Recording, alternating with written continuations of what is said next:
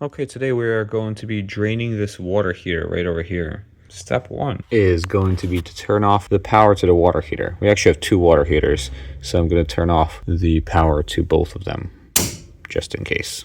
Step two is going to be to attach a garden hose to the drain valve here.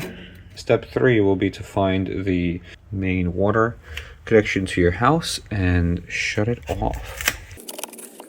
Handle perpendicular to the pipe means the flow of water is closed. Next step, open the hot water on a sink somewhere in the house.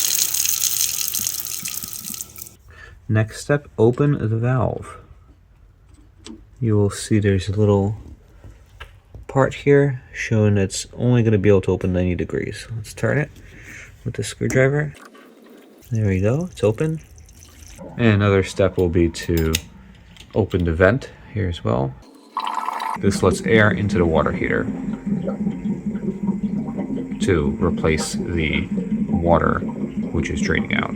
Here's our hose. We can see that water is indeed flowing out. We are now going to wait anywhere from 15 minutes to half an hour. This is a 50-gallon tank for it to drain. You'll know it's done when the water is no longer flowing out.